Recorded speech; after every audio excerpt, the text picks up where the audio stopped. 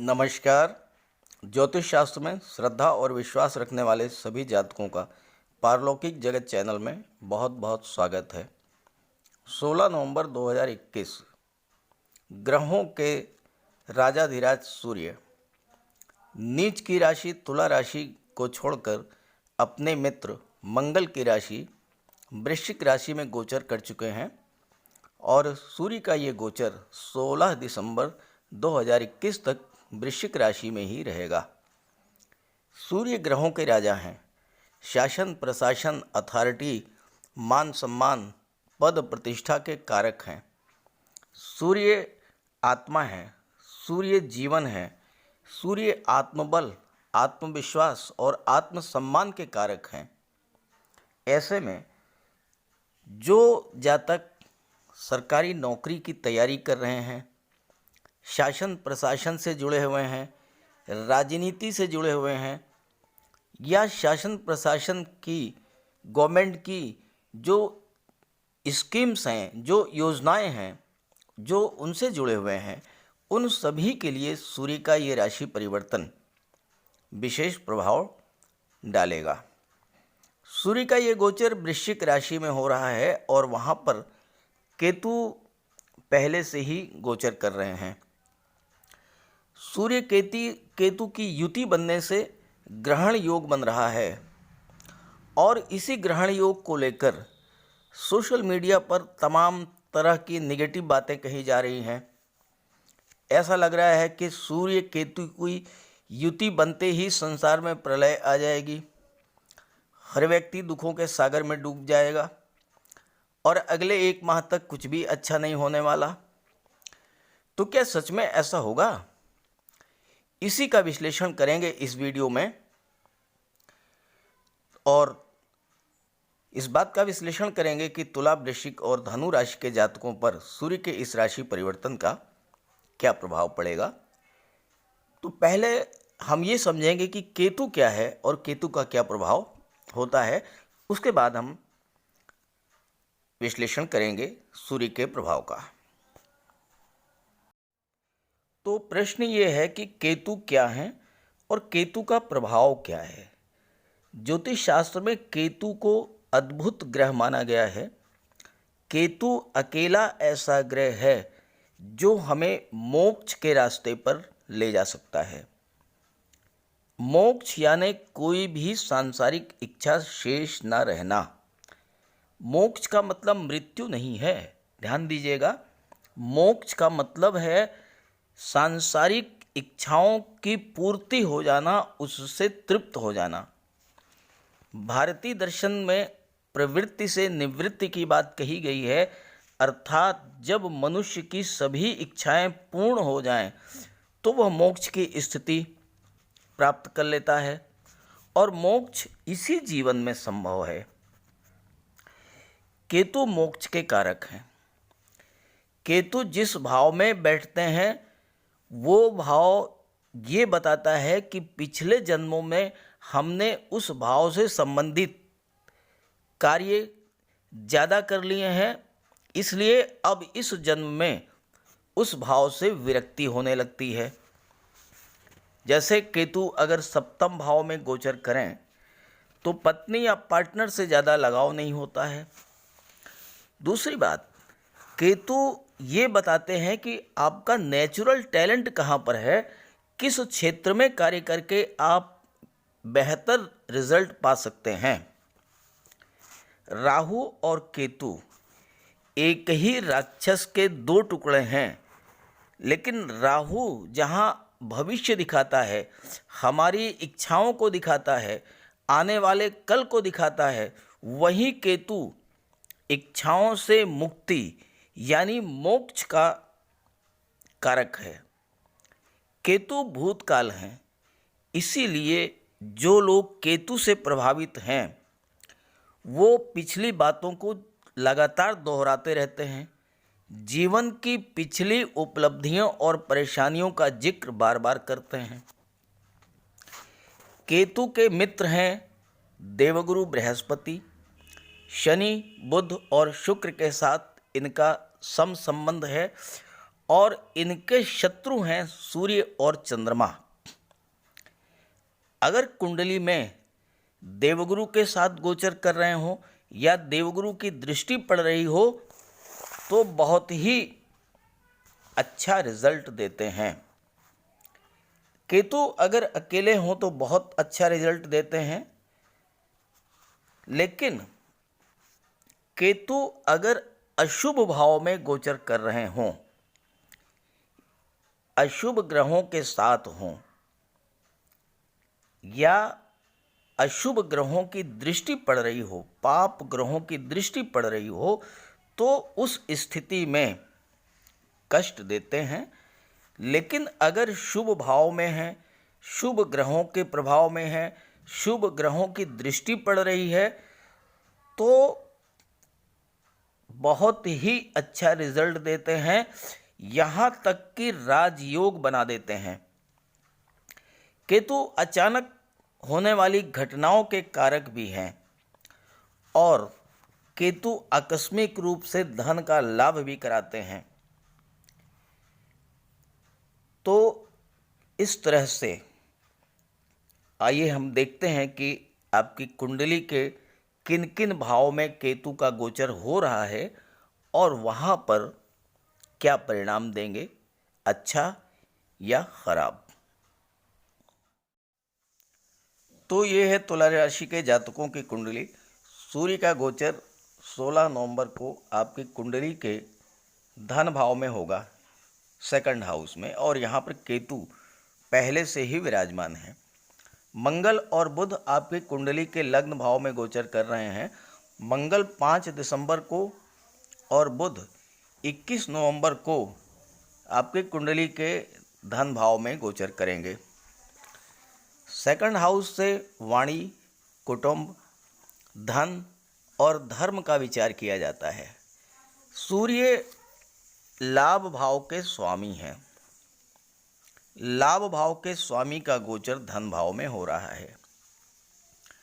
ज्योतिष शास्त्र का सिद्धांत है कि अगर लाभ भाव का स्वामी धन भाव में गोचर करे या धन भाव का स्वामी लाभ भाव में गोचर करे तो महाधनी योग बनता है।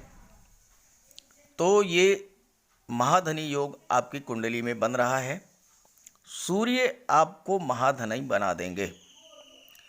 यहाँ पर एक बात समझने की है, केतु ग्रहण तो लगाते हैं, लेकिन केतु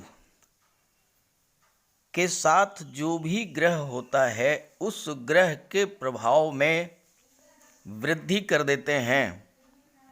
4 गुनी 5 गुनी तक वृद्धि कर देते हैं। और सूर्य चूंकि महाधनी योग बना रहे हैं तो महाधनी योग के प्रभाव में वृद्धि करेंगे। सूर्य के प्रभाव से आप धन अर्जित करेंगे, विपुल मात्रा में धन अर्जित करेंगे।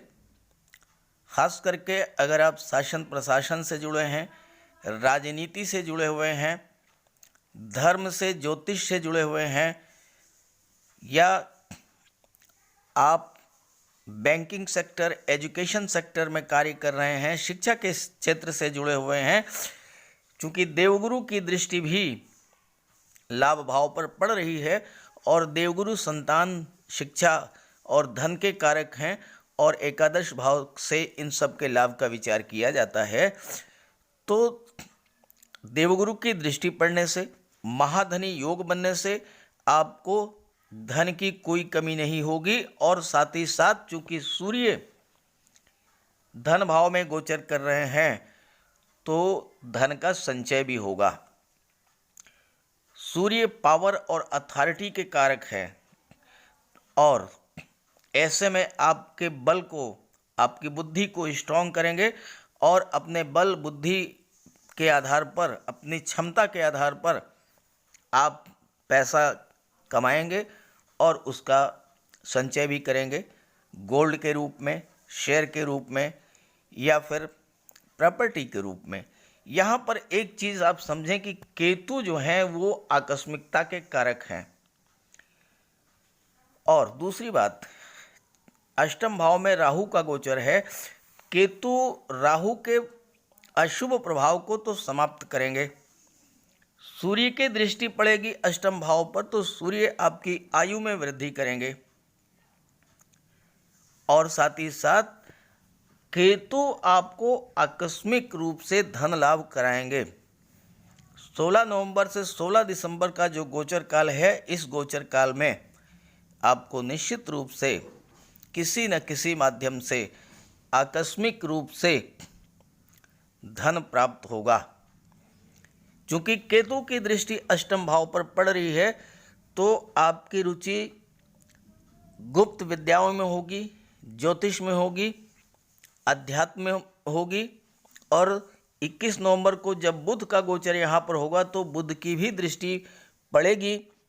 तो अगर आप ध्यान, धर्म, साधना से जुड़े रहेंगे तो आप ये समझ लीजिए कि अगर कोई समस्या आ भी रही है तो वो नियंत्रण में रहेगी, क्योंकि द्वादश भाव के स्वामी है बुध और बुध आपके लग्न भाव में गोचर कर रहे हैं।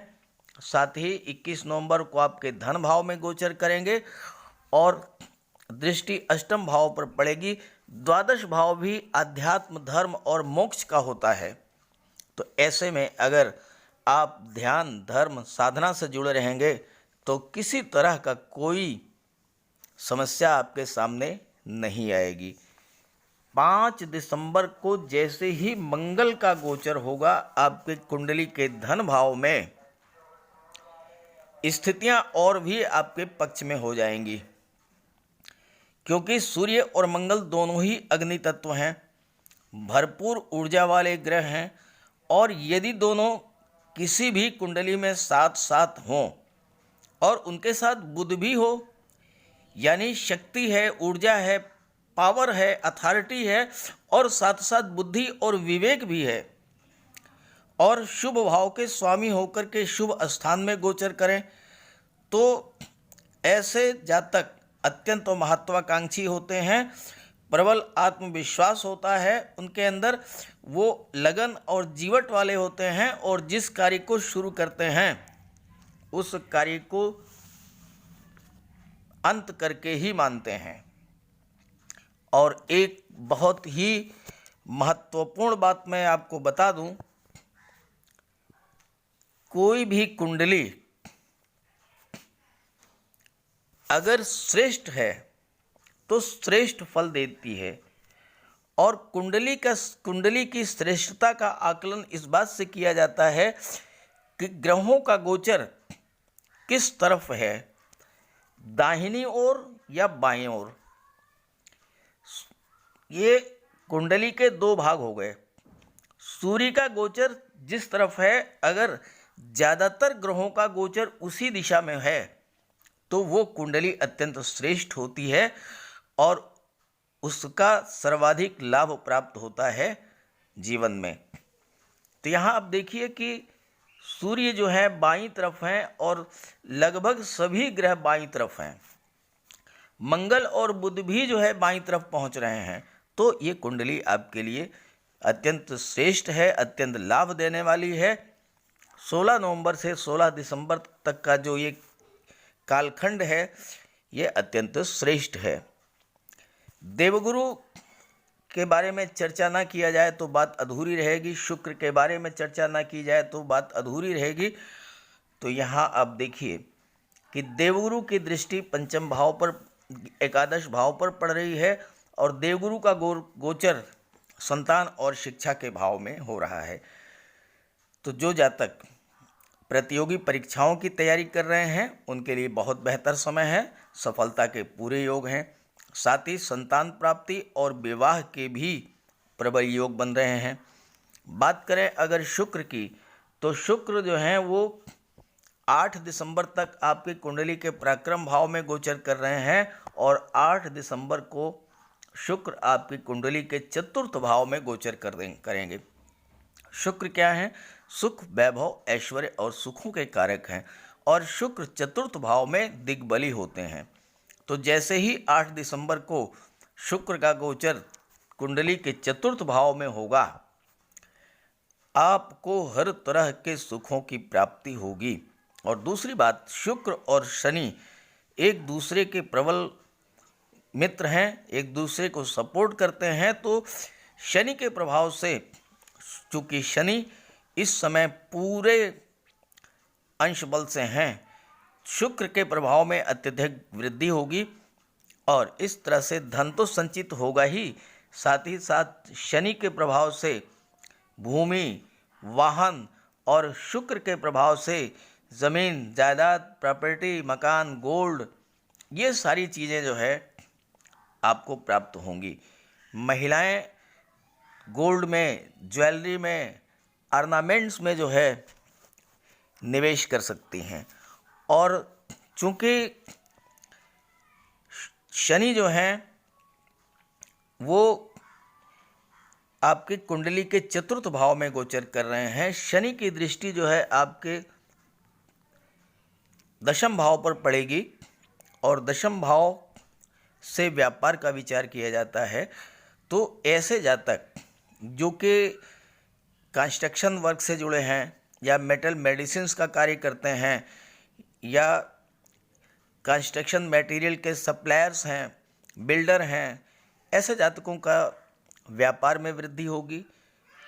कोई नया व्यापार आप शुरू कर सकते हैं, व्यापार का विस्तार होगा। और सूर्य और केतु आपके मस्तिष्क में नए नए विचार लाते हैं। मंगल के प्रभाव से आपके अंदर नई ऊर्जा, नई शक्ति आएगी और आप अपने नए विचारों को मंगल के प्रभाव से इम्प्लीमेंट करेंगे।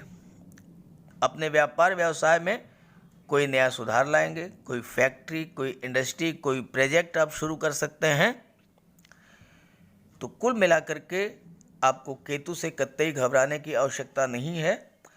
ये जो सूर्य और केतु की युति है, ये सूर्य के प्रभाव को बढ़ाने वाली होगी और आपको लाभ देने वाली होगी। यह है वृश्चिक राशि के जातकों की कुंडली। सूर्य का गोचर आपके लग्न भाव में होगा 16 नवंबर को और 5 दिसंबर को मंगल का गोचर होगा और 21 नवंबर को बुध का गोचर होगा आपके लग्न भाव में और केतु पहले से आपके कुंडली के लग्न भाव में गोचर कर रहे हैं।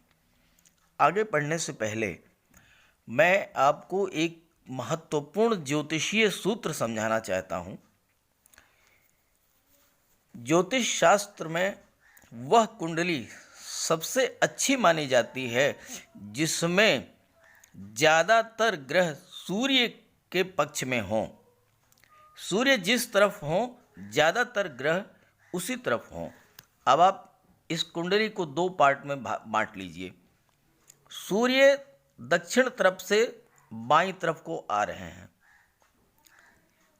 16 नवंबर को तुला राशि से वृश्चिक राशि में गोचर कर रहे हैं, बाईं तरफ आए और बाईं तरफ आप जैसे ही सूर्य आ रहे हैं आप देखिएगा कि मंगल भी बाईं तरफ आ जाएंगे, बुध भी बाईं तरफ आ जाएंगे और शुक्र, शनि और गुरु, ये तीन ग्रह तो बाईं तरफ गोचर कर ही रहे हैं। तो ऐसी स्थिति में ये कुंडली अत्यंत श्रेष्ठ है और अगर कुंडली श्रेष्ठ है, अच्छी है, तो रिजल्ट भी अच्छा आता है।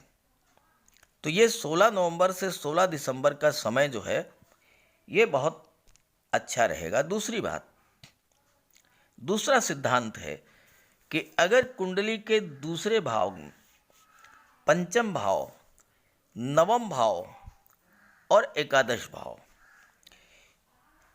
इनमें अगर शुभ ग्रह का गोचर हो या इनके स्वामी शुभ ग्रह हो या इन पर शुभ ग्रहों की दृष्टि पड़ रही हो, तो ऐसी स्थिति में प्रबल धन लाभ होता है। वो जातक अत्यंत धनवान होता है। तो कहने की ज़रूरत नहीं है कि आपके धन भाव में ही शुक्र का गोचर है, तो शुक्र तो धन वैभव ऐश्वर्य सुखों के कारक हैं, हर तरह से आपको धन प्राप्त होगा। पंचम भाव के स्वामी देवगुरु हैं जो कि अत्यंत सौम्य और शुभ ग्रह हैं और आपकी कुंडली के चतुर्थ भाव में गोचर कर रहे हैं। नवम भाव के स्वामी हैं चंद्रमा और एकादश भाव के स्वामी हैं बुध। तो धनवान भी बनेंगे आप। और तीसरी और जो सबसे महत्वपूर्ण बात मैं आपको समझाने जा रहा हूं वो ये है कि केतु से घबराने की आवश्यकता नहीं है, क्योंकि देवगुरु का गोचर चतुर्थ भाव में है, केंद्र के भाव में है। और ज्योतिष शास्त्र में कहा गया है कि किंग कुर्वन्ति सर्वग्रह यश केंद्रे बृहस्पति। जिस जातक की कुंडली के चतुर्थ भाव में देवगुरु का गोचर है, उस जातक पर किसी भी अशुभ ग्रह का कोई प्रभाव नहीं पड़ता।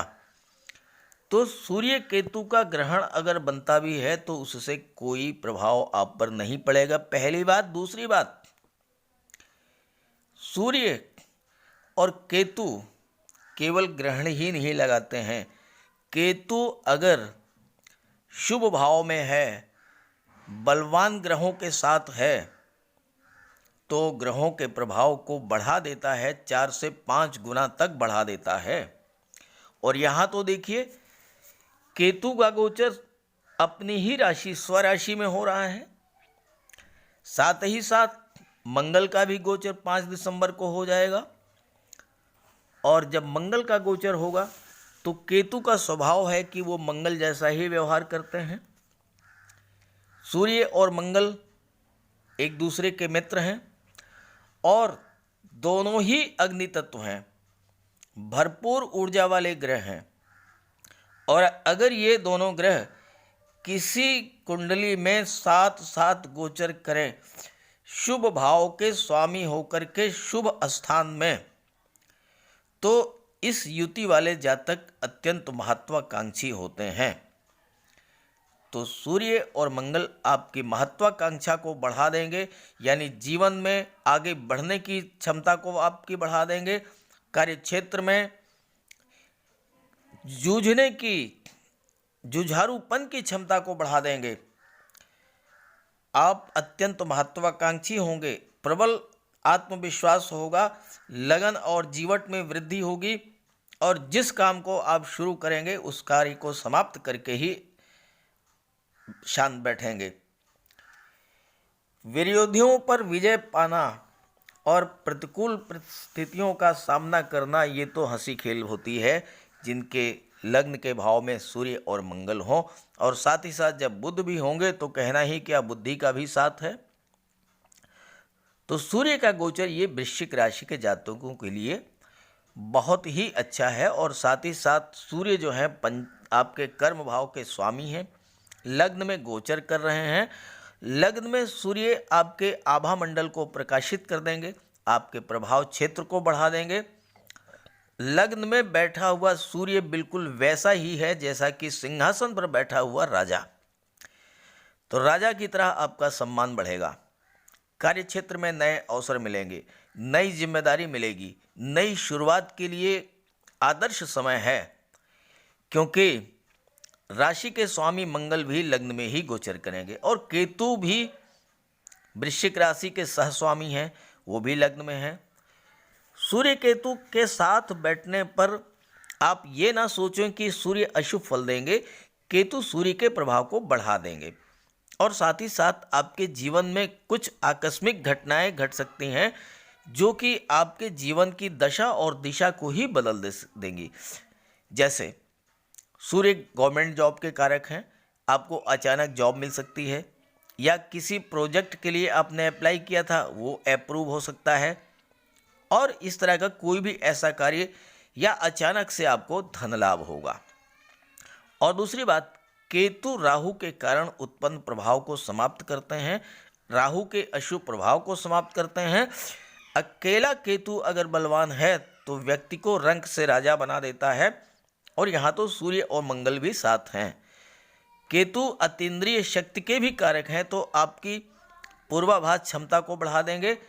कोई घटना घटित होने वाली होगी तो आपको पहले से पता लग जाएगी, और सूर्य के प्रभाव से आपकी धर्म में आस्था होगी। दैवी सपोर्ट से आपके कार्य अपने आप बनते चले जाएंगे। अचानक से कोई अच्छी खबर मिलेगी। ध्यान रखना है कि किसी के मैटर में दखल ना दें, दूसरों की मुसीबत अपने सिर ना लें, और हो सकता है कि ब्लड प्रेशर या माइग्रेन या सिर दर्द या हड्डियों या आँखों में कोई प्रॉब्लम हो, तो उसके लिए सूर्य का उपाय कर लें। सूर्य के उपाय का वीडियो मैंने अपलोड कर दिया है, उसका लिंक दे दिया है। उसमें सूर्य और मंगल दोनों कोई उपाय के बारे में चर्चा की गई है, उसे आप जरूर देखिएगा। बात करते हैं अगली राशि के बारे में। तो ये है धनु राशि के जातकों की कुंडली। सूर्य का गोचर आपकी कुंडली के द्वादश भाव में होगा 16 नवंबर को। द्वादश भाव में सूर्य बलहीन हो जाते हैं, क्योंकि द्वादश भाव जो है राहु का घर है। लेकिन यहाँ पर मैं आपको ऋषि पाराशर का एक सूत्र बताता हूँ। पाप ग्रह षष्ठ मृति व्यय अस्थास तद्भाव वृद्धि कलयंती दोषः। अर्थात षष्ठ यानी कि छठा भाव, मृति यानी कि मृत्यु का भाव यानी कि 8वां भाव, व्यय स्थान यानी कि 12वां भाव, छठे 8वें और 12वें भाव में स्थित पाप ग्रह। पाप ग्रह यहाँ पर कौन है? केतु। उस भाव के पाप फल को विनष्ट करके शुभ फल को प्रशस्त करते हैं। यानी 12वें भाव के जो भी अशुभ फल मिलने हैं उसे वो समाप्त कर देंगे, और 12वें भाव के जो शुभ फल प्राप्त होने हैं वो आपको प्रदान करेंगे। तो भले ही सूर्य बलहीन हो, लेकिन केतु पूरा शुभ फल 12वें भाव का आपको प्रदान करेंगे। और जैसे ही 5 दिसंबर को मंगल का गोचर होगा 12वें भाव में, केतु को और बल मिल जाएगा, और केतु फिर सूर्य के बल को भी बढ़ा देंगे। तो 5 दिसंबर तक आप थोड़ा सावधानी रखें, किसी के मैटर में दखल ना दें, दूसरों की मुसीबत अपने सिर ना लें। ब्लड प्रेशर, माइग्रेन, सिर दर्द या हड्डियों की समस्या या आँखों की कोई प्रॉब्लम हो तो केयर करें, और सूर्य का उपाय कर लें। सूर्य के उपाय के बारे में मैंने एक वीडियो अपलोड कर रखा है, आप उसे देख लीजिएगा और उपाय जरूर कीजिएगा, उससे आपको लाभ होगा। जहाँ तक 12वें भाव और केतु की बात करें, केतु मोक्ष के कारक हैं। मोक्ष यानी इच्छाओं की तृप्ति के पश्चात उससे विरक्ति। जब आपकी हर तरह की इच्छा पूर्ति हो जाती है और फिर आपको उसकी आवश्यकता नहीं रह जाती है, तो वो बन जाती है मोक्ष की स्थिति। जैसे आपने भरपेट भोजन कर लिया है, फिर उसके बाद आपको कितनी ही अच्छी वस्तु दी जाए, भोज्य पदार्थ आपको दिया जाए, फिर आपकी खाने की इच्छा नहीं होती है। तो केतु यही करते हैं कि आपकी पहले इच्छाओं की पूर्ति करते हैं। तो द्वादश भाव विदेश का है। विदेश से आपको धन का लाभ होगा, विदेश में आप सेटल हो सकते हैं, विदेश यात्राएं आप खूब करेंगे और वहाँ से आपको लाभ होगा।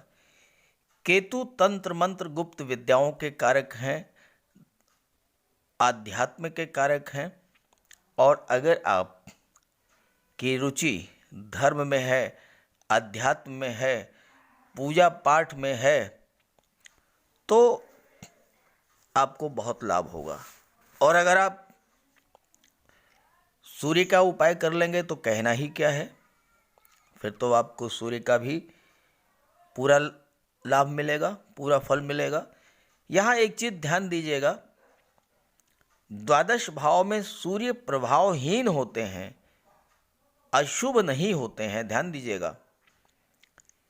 यानी कोई आपका नुकसान नहीं करेंगे, अशुभ फल नहीं देंगे। हाँ, प्रभावहीन होंगे, यानी उनका बल जो है वो कम हो जाता है। हालांकि आपके 7.5 का अंतिम समय है, और अगर आप का मन पूजा पाठ में लगता है तो ये आपके लिए 7.5 के कष्टों से भी बचाने वाला होगा, क्योंकि शनिदेव जो हैं वो धन भाव में गोचर कर रहे हैं, और शनिदेव की दृष्टि जो है वो अष्टम भाव पर है, और अष्टम भाव जो है वो आकस्मिक दुर्घटनाओं का होता है, आयु का होता है। तो शनिदेव आपकी आयु में वृद्धि करेंगे और आकस्मिक दुर्घटनाओं से भी आपकी सुरक्षा करेंगे। साथ ही साथ जब मंगल का गोचर 5 दिसंबर को हो जाएगा द्वादश भाव में, तो मंगल की दृष्टि आपकी कुंडली के 6ठे भाव पर पड़ेगी, और 6ठा भाव जो है रोग, ऋण और शत्रुओं का होता है। तो मंगल के प्रभाव से शत्रुओं का भी विनाश होगा, रोगों से भी मुक्ति मिलेगी। और जहाँ तक धन और कर्ज की बात है, तो देवगुरु आपके पराक्रम भाव में गोचर कर रहे हैं। देवगुरु आपके ज्ञान में, बुद्धि, विवेक में वृद्धि करेंगे। देवगुरु की दृष्टि भाग्य भाव पर पड़ रही है। भाग्य भाव पर दृष्टि पड़ने से भाग्य का भी आपको पूरा सपोर्ट मिलेगा। तो कर्ज वगैरह रहेगा तो वह समाप्त हो जाएगा, कर्ज को कोई समस्या नहीं आएगी। और जो सबसे महत्वपूर्ण ग्रह है वो है शुक्र। शुक्र का गोचर अत्यंत शुभ है आपकी कुंडली में। देखिए, शुक्र जो हैं लग्न भाव में गोचर कर रहे हैं। शुक्र का लग्न भाव में गोचर करना आपके व्यक्तित्व में अत्यंत आकर्षण पैदा करेगा। वाणी आपकी अत्यंत मधुर होगी, व्यवहार आपका अत्यंत मिलनसार होगा, जिससे कि आप जो भी कार्य करना चाहेंगे हर कार्य में आपको सफलता मिलेगी। शुक्र का गोचर आपके लग्न में 8 दिसंबर तक रहेगा, और 8 दिसंबर के बाद शुक्र जो हैं वो आपके कुंडली के धन भाव में गोचर कर जाएंगे। धन भाव में शनि का गोचर है। शनि और शुक्र एक दूसरे के परम मित्र हैं। शनि के प्रभाव से शुक्र के प्रभाव में वृद्धि होगी, तो धन का संचय होगा। देवगुरु की दृष्टि एकादश भाव पर पड़ रही है, और शुक्र एकादश भाव के स्वामी भी हैं। तो पैसा भी आएगा, धन भी आएगा, और धन का संचय भी होगा। शुक्र के प्रभाव से आप गोल्ड में, सिल्वर में, प्रॉपर्टी में, शेयर्स में निवेश कर सकते हैं और लाभ होगा। महिलाएं ज्वेलरी, ऑर्नामेंट्स, गोल्ड्स, ये सारी चीज़ें खरीदेंगी और उन्हें भी इसका लाभ मिलेगा। साथ ही साथ शुक्र की दृष्टि आपके परिवार भाव पर पड़ रही है, सप्तम भाव पर, और देवगुरु की दृष्टि भी सप्तम भाव पर पड़ रही है। और देवगुरु और शुक्र दोनों ही विवाह के भी कारक हैं और फैमिली लाइफ के भी कारक हैं। तो शुक्र के प्रभाव से, देवगुरु के प्रभाव से आपका पारिवारिक जीवन अत्यंत सुखमय रहेगा। विवाह भी हो सकता है और संतान की प्राप्ति भी हो सकती है। और सुख भाव के स्वामी देवगुरु हैं, तो आपको सुखों की भी प्राप्ति होगी, हर तरह की मानसिक आध्यात्मिक सुख प्राप्त होगा। भौतिक सुख तो आपको मिलेगा ही, उसके लिए तो शुक्र ही पर्याप्त हैं, वो हर तरह का सुख आपको दे देंगे। जहाँ तक पारिवारिक तनाव कोई अगर था वो समाप्त होगा, और उससे आपको मानसिक शांति मिलेगी, मानसिक सुख प्राप्त होगा।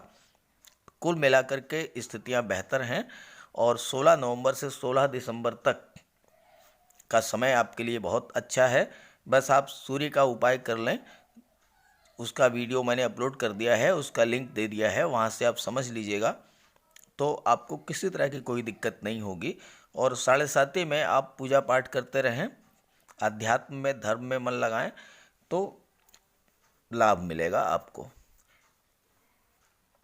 तो अगर ये वीडियो अच्छा लगे तो अपने साथियों को भी ज़रूर शेयर कीजिएगा, ताकि उनके सामने भी इस तरह की समस्याएं होंगी, उनके मन में भी ऐसे ही भय होंगे केतु को लेकर के, तो वो भय उनके मन से निकल जाएगा और वो अपना जीवन सुख शांति से समृद्धि के साथ बिताएंगे। नमस्कार।